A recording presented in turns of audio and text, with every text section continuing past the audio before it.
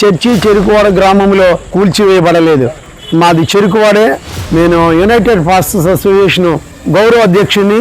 దేవుని పనిని పాడు చేసేటటువంటి వ్యక్తిత్వంతో బ్రతుకుతున్న మీరా కౌంటర్ వీడియోలు చేసేది. హేమకుమార్ గారి యొక్క పరిచర్య పాడైపోవడానికి ప్రధానమైనటువంటి కారణం, జాన్సన్ గారిని అక్కడికి వెళ్లకుండా చేయడానికి ప్రధానమైనటువంటి కారణం ఈ గౌరవ అధ్యక్షుడిని చెప్పుకునేటటువంటి వ్యక్తి. నేను ఒకటే అడుగుతున్నాను, జాన్సన్ గారు చెడ్డవాడు అని నేను అన్నానా? నేను అనని విషయాన్ని గురించి అని మీరు ఎందుకు అంటున్నారు? మీకంటే మరెక్కువగా నేను చెప్పగలను. మేడి జాన్సన్ అన్న చాలా మంచివారు అనే విషయం నేను కూడా చెప్తాను. ఆయన మంచివారా మంచివారు కాదా అనే అంశం మీద నేను మాట్లాడలా. ఆయన భీమవరంలో ఒక మిషనరీగా ఉన్నారు. చర్చ్ ఆఫ్ క్రైస్ట్ అనేటటువంటి ఒక ఆర్గనైజేషన్కి డైరెక్టర్గా ఉన్నారు. ఆయన పరిధిలో చర్చ్ ఆఫ్ క్రైస్ట్ అనే మిషనరీ ద్వారా ఇంకొన్ని కార్యక్రమాల్ని వారు నడిపిస్తూ ఉన్నారు. దాన్ని నేను అసలు కాదనలేదు. ఈ గుడ్డి సేవకులు ఆ విషయాల గురించి ఎందుకు మాట్లాడుతున్నారో నాకు అర్థం కావట్లేదు. మేడిది జాన్సన్ గారు క్రిస్టియన్ సెల్ అధ్యక్షులుగా ఉన్నారు. క్రిస్టియన్ సెల్ అధ్యక్షుడు అంటే భీమవరానికే పరిమితమైనటువంటి వ్యక్తి కాదు. ఆంధ్ర రాష్ట్రం అంతటా కూడా క్రైస్తవుల పక్షంగా నిలబడి క్రైస్తవులకు ఎక్కడ ఏ చిన్న సమస్య వచ్చినా ఇబ్బంది కలిగినా స్పందించాల్సిన బాధ్యత ఆయన మీద ఉంది. అది నేను గుర్తు చేశాను అంతే. ఆయన చెడ్డవాడని నేను ఎక్కడ అనలేదే. సేవా కార్యక్రమాలు చేయలేదు అని నేను అనలేదే. ఆర్గనైజేషన్ పరంగా సొంత గ్రామమైనటువంటి చెరుకువాడికి సిబిసిఎన్సి చర్చికి ఆయన గ్రామంలో నిర్మించుకున్నటువంటి వృద్ధాశ్రమానికి సపోర్ట్ చేసినంత మాత్రాన ఆంధ్ర రాష్ట్రం అంతటికి సపోర్ట్ చేసినట్టేనా? మీరు అన్నారు జాన్సన్ గారు అందరి వాడు అని. జాన్సన్ గారు అందరి వాడు అయితే హేమకుమార్ గారికి ఎందుకు అందరి వాడు కాలేదు? ఆయనకి ఎందుకు మీరు సపోర్ట్ చేయలేదు? మీ సహోదరుడే కదా. మీ సహోదరుడి మీద జాన్సన్ గారికి లేనిపోయిన మాటలన్నీ ఎక్కించి ఏమీ తెలియనటువంటి జాన్సన్ గారిని తప్పుదావ పట్టించి మీరు చెరుకువాడలో హేమకుమార్ గారికి మందిరం కట్టుకుంటున్నప్పుడు వచ్చినటువంటి సమస్య పరిష్కరించకుండా ఈ గౌరవ అధ్యక్షుడు కాదా అడ్డుపడినాడు? ఈ గౌరవ అధ్యక్షుడు కాదా ఆ పరిచర్య పాడైపోవడానికి ప్రధానమైనటువంటి వ్యక్తి? మీరా కౌంటర్ వీడియోలు చేయడానికి వచ్చేది? దేవుని పనిని పాడు చేసేటటువంటి వ్యక్తిత్వంతో బ్రతుకుతున్న మీరా కౌంటర్ వీడియోలు చేసేది? మీ వ్యక్తిత్వాన్ని గురించి, మీ పరిచర్య గురించి మీతో తిరుగుతున్నటువంటి సేవకులు చెప్తారుగా మీ వ్యక్తిత్వం ఏంటనేటటువంటి. ఈరోజు హేమకుమార్ గారి యొక్క పరిచర్య పాడైపోవడానికి ప్రధానమైనటువంటి కారణం, జాన్సన్ గారిని అక్కడికి వెళ్లకుండా చేయడానికి ప్రధానమైనటువంటి కారణం ఈ గౌరవ అధ్యక్షుడిని చెప్పుకునేటటువంటి వ్యక్తే. అసలు నువ్వు సేవకుడివేనా? దేవుని పిలుపు నీకుందా? ఇంత బోటకపు మాటలు మాట్లాడతావా? ఇంత అసత్యమైనటువంటి మాటలు మాట్లాడతావా? మందిరం కోల్చబడలేదా? నీ కళ్ళు పోయాయా? ఎవడైనా తోడేశాడా కళ్ళు? సాటి సహోదరుడు అక్కడ అంత మేజర్గా ఇబ్బంది పడితే ఏ చర్చి కోల్చబడలేదని చెప్పి మాట్లాడుతున్నావంటే అది నోరా తాటి పట్టే. ఒక విషయాన్ని జాన్సన్ అన్నగారు కూడా స్పష్టంగా తెలుసుకోవాలి. ఈ సమాజంలో రకరకాలైనటువంటి మనుషులు ఉంటారు. ఒకడంటే ఒకడికి నచ్చుద్ది, ఒకడంటే ఒకడికి నచ్చదు. ఒకడినేమో భుజాల మీద మోస్తారు, ఇంకొకరిని భుజాల మించి కింద పడేస్తారు. నాయకుడు ఎప్పుడు కూడా ఒక వర్గం మన చెవుల దగ్గరకు మోసుకొచ్చేటటువంటి మాటలు వినకూడదు. గెట్టినాడు చెప్తాడు. దైవజనుడు మందిరం కట్టుకుంటూ ఉంటే 2019 సంవత్సరం నుంచి సమస్య మీ దగ్గరకు వచ్చింది. 2 సంవత్సరాలుగా ఆ అంశం మీ దగ్గర నాంతా ఉంది. ఆయన మందిరం కట్టుకోవాలనుకుంటున్నటువంటి సందర్భంలో తెచ్చుకున్నటువంటి సిమెంట్ కట్టలు గడ్డలు కట్టేసాయి, ఐరన్ తుప్పు పట్టేసింది. 2 సంవత్సరాలైనా ఆయన మందిరం సమస్య ఇంచు కూడా కదలనప్పుడు ఆ సమస్య మీద మేము అక్కడ ఉన్నటువంటి గ్రామ పెద్దలతో మాట్లాడడం జరిగింది. మేము గ్రామ పెద్దలతో మాట్లాడుతున్నప్పుడు కూడా సమాచారం మీ దాకా వచ్చినా మీరు ఆ సమస్యను మీరు పట్టించుకోలేదు. మేము ఒకటే అడుగుతున్నాం, క్రిస్టియన్ మైనారిటీ సెల్ అధ్యక్షులుగా ఉన్నారు. మీరంటే మాకు అపారమైన గౌరవం ఉంది, అపారమైన ప్రేమ ఉంది. మీ మంచితనం గురించి మాకు తెలుసు. మేము చెప్పని విషయాలు వీరెందుకు మాట్లాడుతున్నారో మాకు అర్థం కావట్లేదు. జాన్సన్ గారు వృద్ధులకు సహాయం చేయట్లేదని నేను అన్నానా? వైద్యం చేయించట్లేదని నేను అన్నానా? నేను మాట్లాడిన ప్రధానమైనటువంటి మాట ఏమిటి అంటే, క్రిస్టియన్ మైనారిటీ సెల్ అధ్యక్షులుగా ఉండి చెరుకువాడలో చర్చి సమస్యను పరిష్కరించలేదు.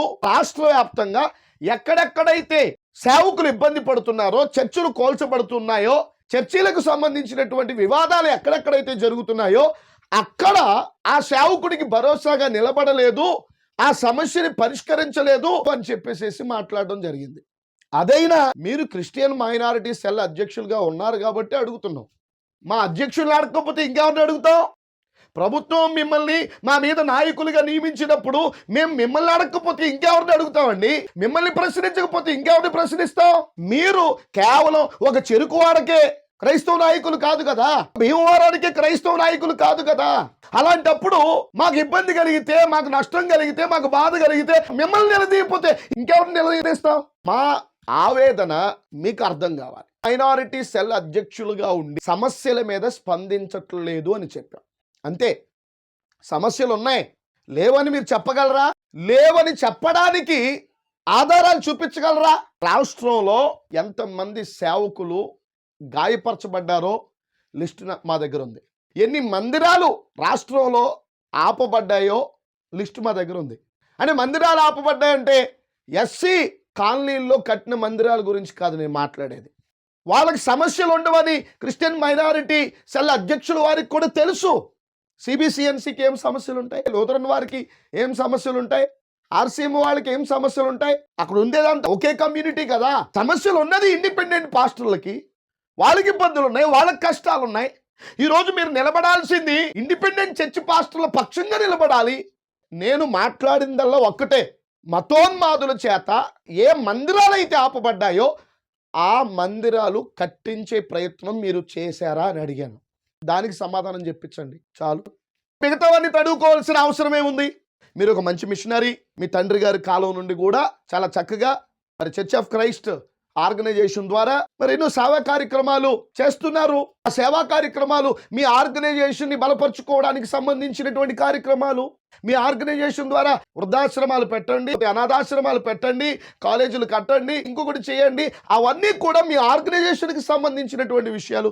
మీ ఆర్గనైజేషన్కి సంబంధించిన విషయము క్రైస్తవ సమస్యలకు సంబంధించినటువంటి విషయము ఒకటి కాదు కదా.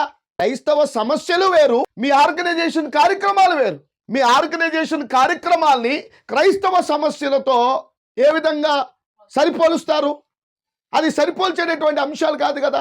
మీరు వృద్ధాశ్రమాలు కట్టించవచ్చు, వెల్ అండ్ గుడ్, హార్ట్ఫుల్గా మిమ్మల్ని అభినందిస్తున్నాం. మీ ఆర్గనైజేషన్ ద్వారా మందిరాలు కట్టించవచ్చు, మీ ఆర్గనైజేషన్ ద్వారా సేవకులకి ఆర్థికంగా తోడ్పడవచ్చు, మిమ్మల్ని హార్ట్ఫుల్గా అభినందిస్తున్నాం. అది మీ ఆర్గనైజేషన్కి సంబంధించిన పని. కానీ మీరు ఆర్గనైజేషన్ పరంగా క్రిస్టియన్ మైనారిటీ సెల్ అధ్యక్షులుగా లేరు. రాష్ట్ర ప్రభుత్వ పక్షంగా క్రిస్టియన్ మైనారిటీ సెల్ అధ్యక్షులుగా ఉన్నారు. అందుకని మీ ఆర్గనైజేషన్ కార్యక్రమాన్ని గురించినటువంటి మాటలు కాకుండా క్రిస్టియన్ మైనారిటీ సెల్ అధ్యక్షులుగా మీరు మా కోసం ఏం చేస్తున్నారు, ఏం చేశారు? చెరుకువాడలో మీరు సిబిసిఎన్సి చర్చికి ఆర్థికంగా సహాయపడి ఉండొచ్చు. సిబిసిఎన్సి చర్చికి సహాయపడలేదని నేను అన్నానా? సిబిసిఎన్సి చర్చికి సహాయపడ్డామని చెప్పుకుంటున్నారు కానీ మరి హేమకుమార్ గారికి ఎందుకు సహాయపడలా? ఆ సేవకుడు ఎన్నిసార్లు మిమ్మల్ని కలిశారు, మీరు ఎందుకు మాట్లాడలా?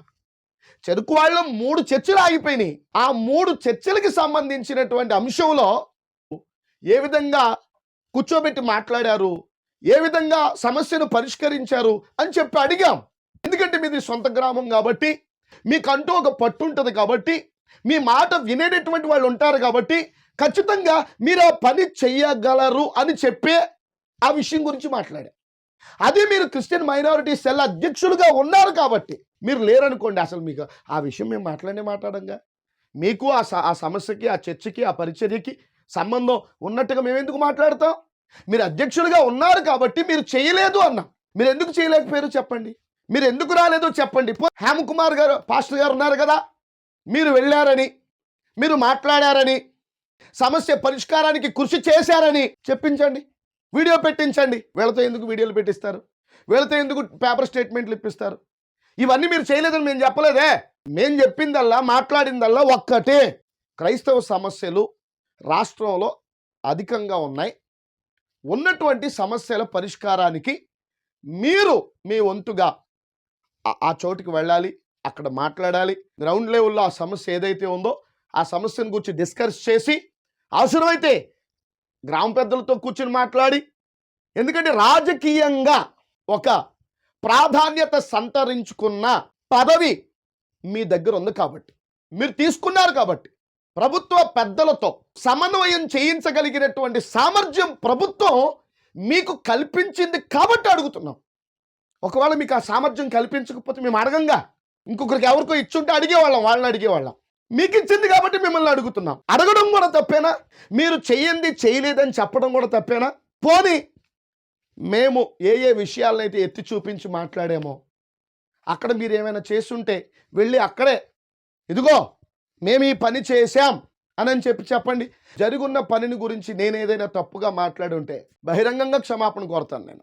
మీరు గనక అక్కడ పని చెయ్యలేదు అంటే ఖచ్చితంగా ఒక దైవజనుడిగా, ఇండిపెండెంట్ సేవకుల యొక్క కన్నీళ్ల పక్షంగా, బాధల పక్షంగా, ఇబ్బందుల పక్షంగా క్రిస్టియన్ మైనారిటీ సెల్ అధ్యక్షులైనటువంటి జాన్సన్ గారికి సవినయంగా తెలియజేసుకునేది ఏంటంటే, ఏ సేవకుడు కన్నీళ్ళలో ఉన్నాడో ఆ సేవకుడిని పరామర్శించండి, ఆ సేవకుడి పక్షంగా నిలబడండి, నేనున్నానని ధైర్యం పంచండి. చాలా ఆనందిస్తారు. రాష్ట్రంలో నిజంగా మీరు అలా నిలబడితే ప్రతి సేవకుడు మీకే జై కొడతాడు. మా నాయకుడు అలా ఉండాలనేది మా ఆశ. ఇది కూడా తప్పంటారా? మీ విజ్ఞతకే విడిచిపెట్టేస్తున్నాం. కానీ మీరంటే అపారమైనటువంటి గౌరవం ఉంది, ప్రేమ ఉంది. అవేవి మాకు తగ్గిపోలా. కాకపోతే మీరు క్రిస్టియన్ మైనారిటీ సెల్ అధ్యక్షులుగా ఉన్నారు కాబట్టి, మీకు బాధ్యత ప్రభుత్వం అప్పచెప్పింది కాబట్టి, మీ ద్వారా జరగవలసి ఉన్నటువంటి కార్యాచరణ సరిగా జరగలేదని చెప్పి అడిగామే తప్ప వేరే భావం ఏమీ కాదు. మిమ్మల్ని వ్యక్తిగతంగా మేము దూషించలే.